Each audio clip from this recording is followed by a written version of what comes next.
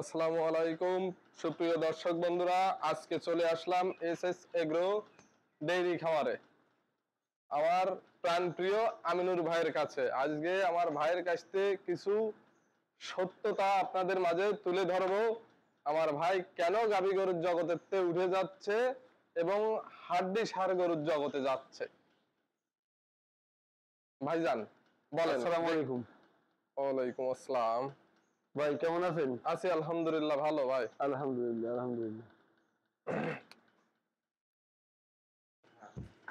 আপনার এই যে সুন্দর সুন্দর গাভী বা আরো গাভী আমি দেখেছি বা আমি নিজেও আপনার কাছে বিক্রি করেছি, কিন্তু এখন কেন এত সুন্দর সুন্দর গাভী বিক্রয় করে দিচ্ছেন আর কেন এরকম গরু কিনতেছেন?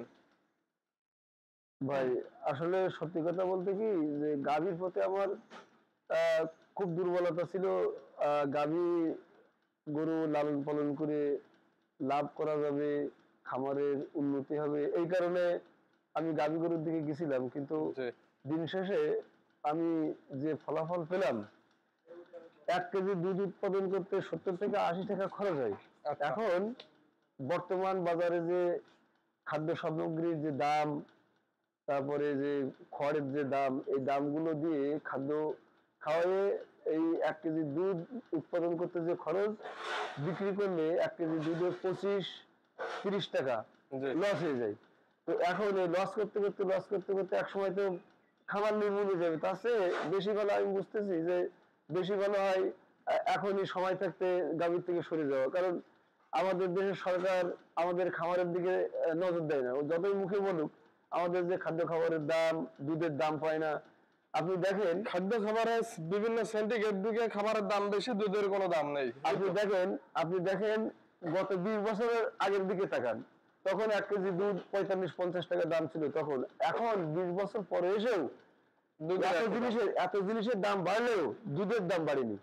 তো এই সব দিকে বিবেচনা করে আমি দেখলাম যে আসলে গাভীর দিকে থাকা যাবে না, যার কারণে আমি গাভী বিক্রি করে দিয়ে এখন ওই যে ষাঁড় গরুর দিকে যাচ্ছে আর কি। ষাঁড় গরুর দিকে যাচ্ছেন, ভালো কথা। তা আপনি ষাঁড় গরুর খাবার কি নিয়ন্ত্রণ করতে পারবেন আশা করতেছেন? ষাঁড় গরুর খাবার আশা করা যায় নিয়ন্ত্রণ করা যাবে, কারণ ষাঁড় গরু এমনি তো কম খায়। এই যে গাভী গরু, ফ্রিজিয়ান গাভী, দুধের গাভীগুলো, এদের খাদ্য খরচ বেশি এই কারণে যে এরা খায় খুব বেশি।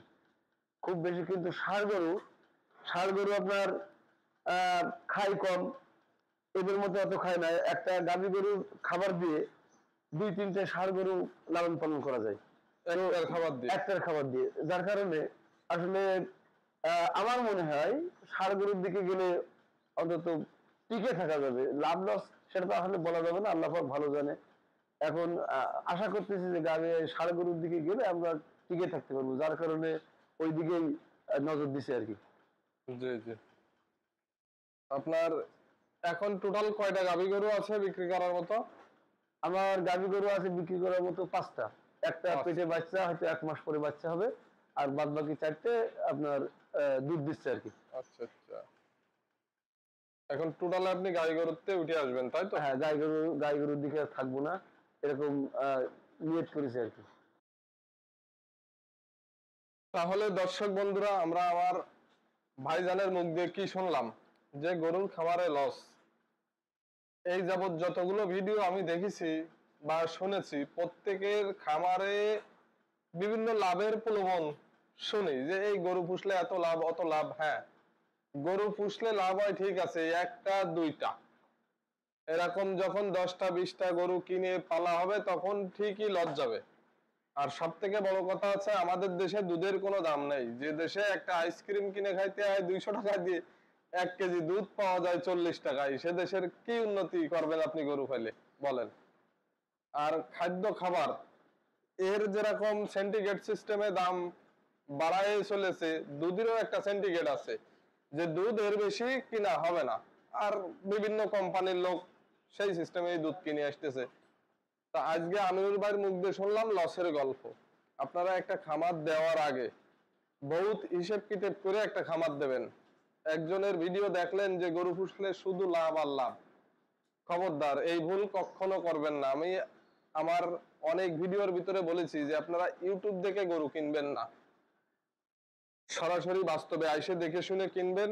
আর যদি নিজে খাটতে পারেন তাহলে একটা দুটো পাঁচটা, বাণিজ্যিক ভাবে যখন করতে যাবেন তখন ঠিকই ধরা খেয়ে যাবেন। হ্যাঁ, অনেকের আছে বড় বড় খামার, তাদের বিভিন্ন সেক্টরেতে টাকা আসে, সেই সমস্ত টাকার কারণে তারা খামার চালাইতে পারে, লস লাভ দেখে না শিল্পপতিরা।